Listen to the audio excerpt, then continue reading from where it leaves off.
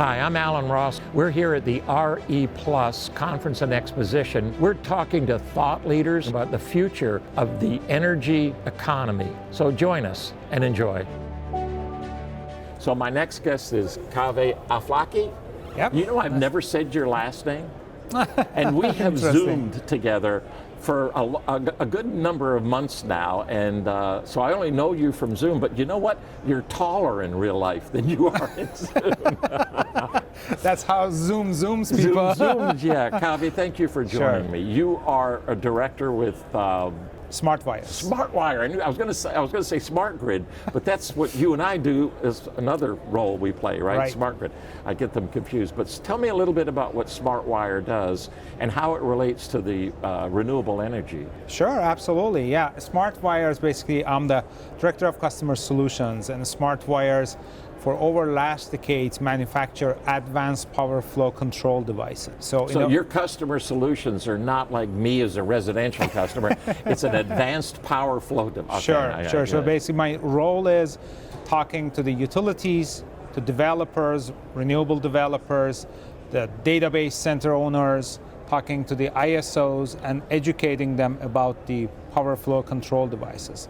Basically, SmartWire is the very first company manufacture these technology, and it helps to control the flow over the transmission lines. Okay. Basically, you can transfer the flow from the overutilized line to underutilized and open the capacity for renewable integration.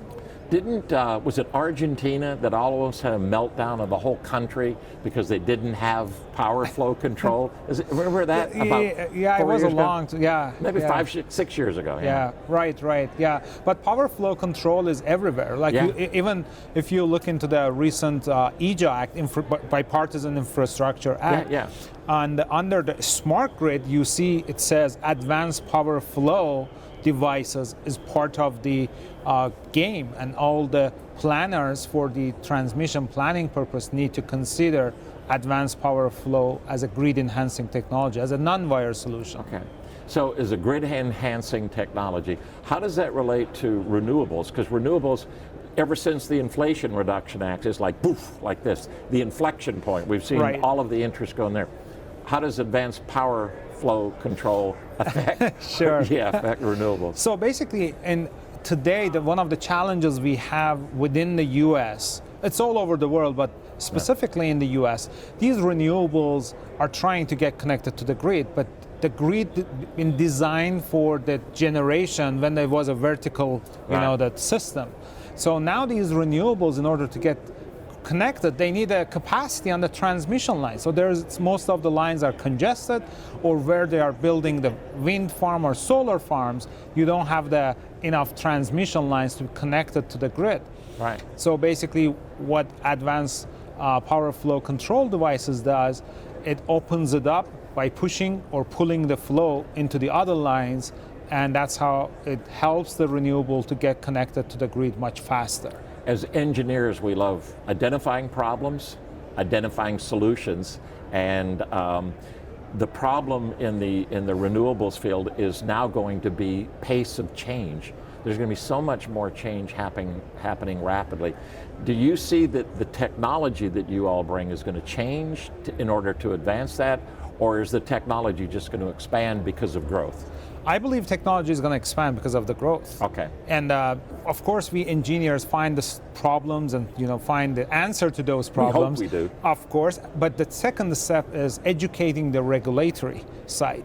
Because if the regulation is not there right now, the way that utilities makes money, they make ROI on the transmission lines, not on the non-wire solutions. Yeah. And that's a challenge. Still, all the FERC, DOE, all of them are looking to figure out basically how to change the regulatory side so they can benefit. The regulatory side are 50 different public utility companies that are usually political, and I can say this, right, hacks that get hired that don't really understand the scope of the problem when they make these rate-paying decisions down here. And I think even there I've seen a greater, like in Georgia where I live, we had some elections recently, and what I found was more technical people now running for public utility commissions instead of the political guy that, that was a statewide job and it pays $80,000 a year for 6 meetings. It's now moving to a much more thought-provoking, hey, how do we bring forward this change? That's a good change, and it's going to take time, but you're right. Regulatory change has to happen in order to allow the industry to truly do holistic planning, right? Right. From here to here, or else what we'll have is a bunch of sub-optimization. Somebody just recently said that 37% of the energy that we create is actually used. That means 63% engineering, Georgia Tech, 5 years. 63% is not used, it's wasted, it's created, and if it's carbon created, we're killing the planet at the same time not doing so. So the idea that you get power flow control is one of the solutions to that, right? Right, absolutely. We are in an age that everything getting electrified. Yes. Electrification, digitalization is not just a buzzword, it's really happening. Yeah. Looking into the EVs, and by 2030, they are predicting 7% more load on the same grid that we have today because of the EVs. That's a lot, especially in some areas where people are tending to buy EVs much faster. California. Of course, we are in California, and California is, of course, the hub, but that's a problem. Yeah. The utilities need to keep up with investing on the infrastructure so they can keep up with serving the load. Okay. And that's a challenge. So we're going to switch gears now. We're going to Sure. talk about something that you and I love. We could talk about smart grid. Kaveh is on the smart grid steering committee, operations committee, and you're in charge of what for smart grid? You're in charge of what committee now? Conferences and meetings. Conferences and meetings. God help you, my friend. Smart grid is brilliant. I love the fact that Thank you. smart grid has been around and now we're re-energizing it because some of the things that were written about in 2000, 2002, 2001, 2008 are now becoming reality. So a lot of the standards that were created there, God bless the people that created them then, and thank you for doing what you're doing with Smart Grid. That has brought us into a new venture. It is called the IEEE PES Grid Edge Conference and Exposition. Did I say it right? Oh yeah, absolutely. Yeah, absolutely. And Kaveh is on the steering committee of that, and we both are, and we've kind of watched this roll out. When we first went out for the call for papers, all of us were a little concerned about, what are we going to get? We were overwhelmed. It's just been amazing. In fact, we were having to turn away some really good papers. And then we did this idea that we wanted better panels. We really wanted industry-focused panels. We had a call for panels. Same thing. We've had some amazing panels. You are hosting, you're moderating, and you have created one of the panels. Tell me a little bit about that panel. So basically I'm involved in almost everywhere right now in the grid edge and lots of things. That's why I want you to start Sure. here and then we'll go here. So, okay. I supposed to handle all the technical side, now handling a little bit more than that, but it's a really privilege to be a volunteer with IEEE overall. Yeah. And when it comes to the grid edge, it's a right time to have this conference. Every conference you go today, within the North America or all over the world, you see some portion of a grid edge type of taste in that conference. Right. And now this one is trying to collect all of the industry stakeholders under one roof and have the great panels, have discussions, presentations, keynotes, all that stuff, which is amazing. In the grid edge, we are having 5 different stages. One of them is going to be very unique because that's an innovation. That's mostly for startups, and there's going to be a pitch day for startups with a award for the best startup. And that's going to be judged by venture capitalists, right? Right. Yeah. So it's going to be judged by the venture capital or some basically the corporations, Yeah. M&A teams are coming as well to basically judge around those startups. So it's going to be very interesting, first time happening within the PES, Power and Energy Society. Then there's going to be the communication stage. So we are bringing because all the IoTs are connected through 5G, and we really need that communication on the edge. Yeah. So that's one of the stage. Another one is grid modernization, because we are expanding the whole electrification. We need to modernize the grid. Our grid is average age is 70 to 80 right now, right. and that's another stage. Another one is a distributed energy. Now we go everywhere. We see the rooftop solars. Yeah. We see the residential-based batteries. Connected communities is another basically topic that FERC is under the 2020 is forcing communities to come and participate as a virtual power plant. Yeah. Another stage is going to be the smart city. That's again, I'm also part of the IEEE Smart City as well. You're everywhere. Yeah, I'm just a liaison between the PES and Smart City. There are great people over there who are leading, but yeah, we are going to have a stage for smart cities because that's also a need within the industry, and especially when it comes to grid edge. So I fought for, you didn't support me on this, but I wanted the grid modernization to be called smart grid. But they said, no, smart grid is grid modernization. So just so everybody knows, I think that smart grid should be the grid modern. So when I'm going to have a little piece of cardboard, and it's going to say, that panel, that platform is going to say grid modernization. I'm going to little card say smart grid. Smart grid. I support you on that one. Yeah. I support you on that one. Yeah, that's a. But now I want to go back to a micro thing. Sure. The panel. You've got a panel that you're putting on, and when I was reading about it, I thought I'm going to go to that one. I want to hear what happens. Yeah, there are multiple panels that I'm putting. Yeah. One is on the EV charging management systems, basically the fleet management system. Another one is on the distributed energy resources. And then another one that I was just talking yesterday to a few industry stakeholders that is about the smart city, because one of the exhibitors who is coming, they have one of the largest smart cities in the world, and I was talking that, hey, you need to bring all those data and present to the world. Don't keep them as a secret. Yeah. So yeah, so far I'm going to have myself. How are you going to do? You're going to be everywhere at the Grid Edge conference, aren't you? There might be more of you than one of you. There may be two. I wish Xerox came up with a machine that we can copy the people. We're going to have to clone you. There may be two Kaveh Aflakis that are running around in there. But, thank you. Sure. That's a lot. Every one of those is critical. Every one of those is going to be great.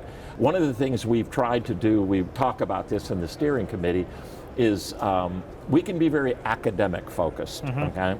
And a lot of the papers that are written are academic, because a lot of them are forward thinking, and a lot of the research that's done at the academic level, but we wanted to be very industrial focused. So the people that are coming, we wanted the professionals from the utilities, from everybody here, we wanted them to be able to come.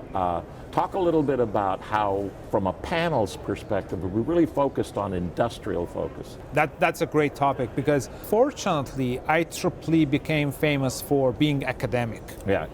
And that's how people are thinking about it. Right. And but during, I can say, last decade, IEEE transformed from just the academic to industry base.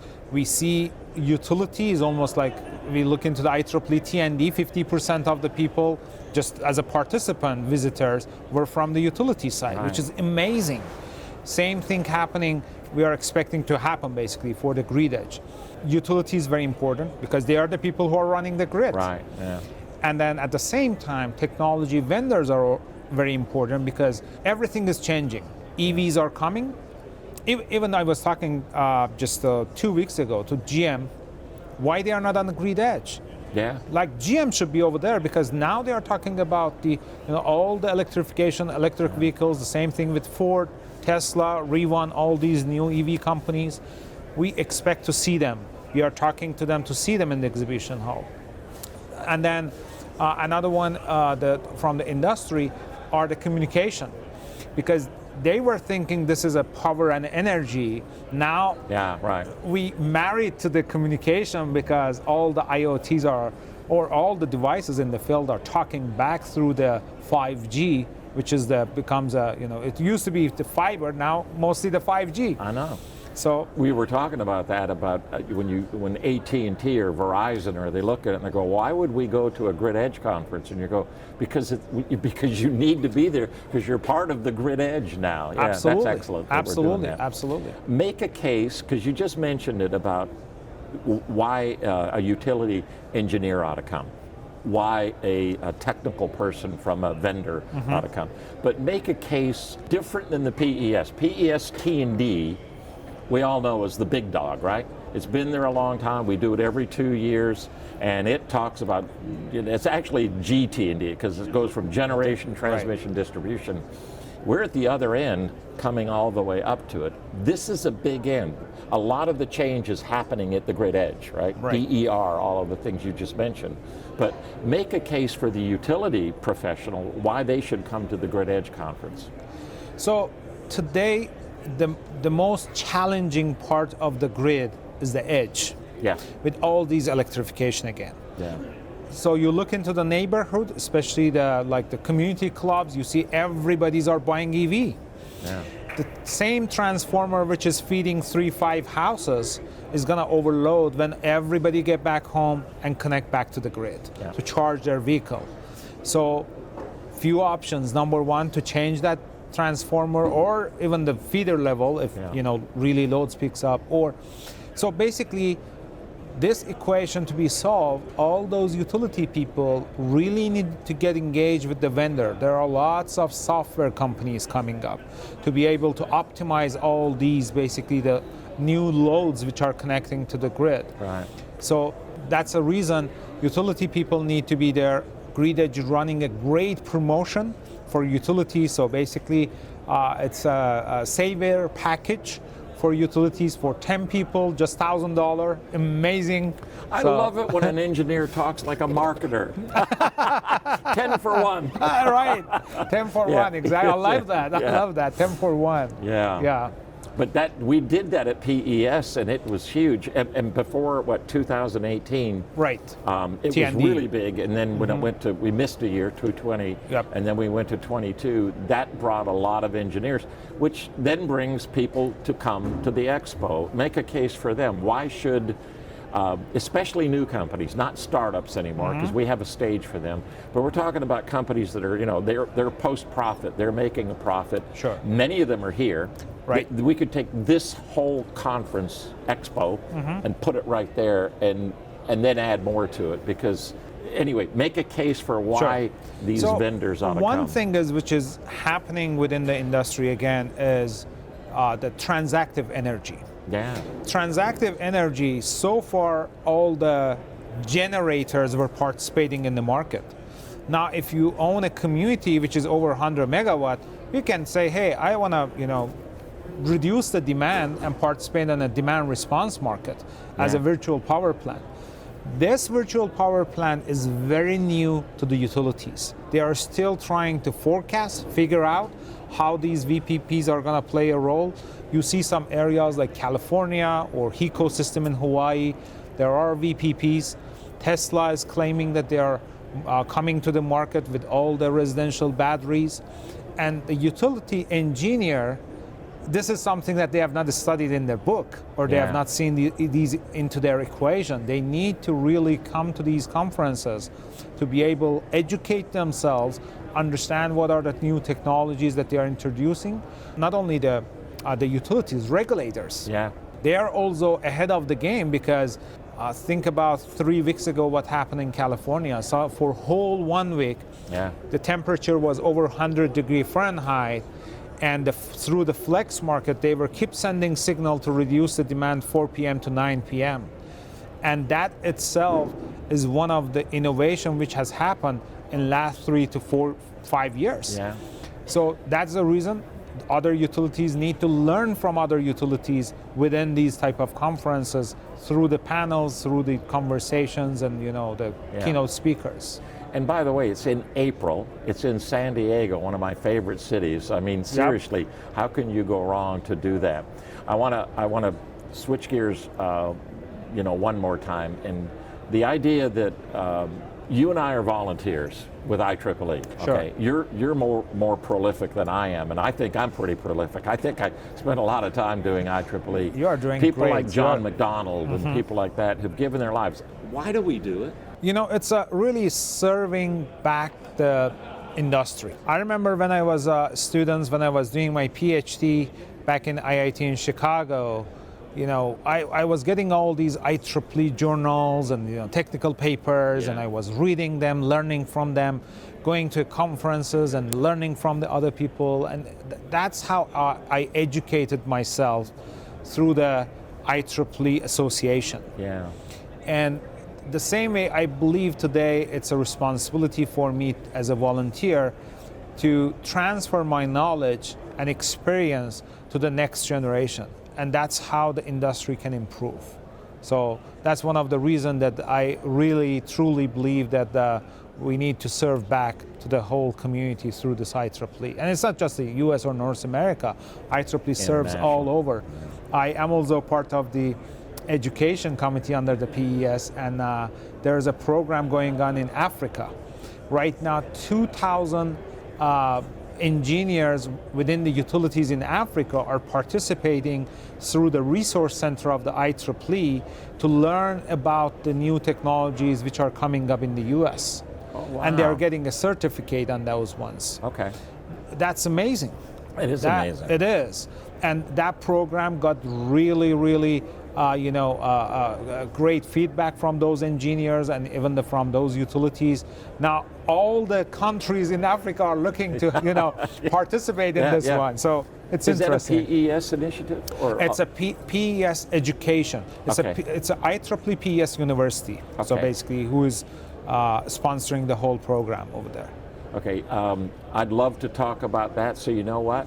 At the Grid Edge conference and the exposition, we're going to be doing this again, all right? Sure. And as a result of doing that, I'm going to interview you again. And one of the things I want to talk about is the results of that and how we can expand that and get more people within IEEE to realize that's a major impact on a continent that we've taken advantage of. Sure. That's what we've done. We colonialized and we took advantage of Africa. Absolutely. Rich with resources, beautiful people, lots of potential that we could actually bring there, and educating those engineers is a great way to do that. Absolutely. So that's what I'm going to be asking you about in April when we're at the, if you have the time, because you're doing all of these panels and running around. But thank you so much for your volunteer efforts, for what you do for IEEE PES, because what you do for IEEE PES, you do for the world. Thank you so much. Appreciate it, and all the works that you're doing as well, Alan. Thank you, Kaveh. So all of these interviews that we have conducted have been sponsored by the people behind me. The first one is the Grid Edge Conference and Exposition, which takes place in April 2023 in San Diego. The IEEE PES Grid Edge Conference and Exposition has been a long time in the making. This will be our first one, and it will be a delight. I can already tell you that we've had more papers, more panelists than we could possibly hold, and the conference itself is going to be brilliant. The second organization sponsoring us is H2Scan. H2Scan is ubiquitous in the transformer industry as the best. It's kind of like Intel, it's inside. H2Scan is a hydrogen sensing technology that is patented, that has been around for the last 20 years. It really came on strong as transformer hydrogen became a problem. DGA recognized by IEEE. And I just thank the people at H2Scan. They are also in electrolyzers, fuel cells, battery storage, but hydrogen safety is incredibly important. They're in refining, in processing, so H2Scan, thank you. Lastly, RE+. We are at the Renewable Energy Plus Conference and Exposition, and as we close this one out, I want to thank them for allowing us to conduct these interviews here, for allowing us to be part of their incredible conference. It's been enormous. Been 27,000 people that have attended this conference, and you can tell the energy, the excitement that's taking place within the renewables industry, so thank you, RE+. It's been a delight to do these interviews, and I hope you've enjoyed them.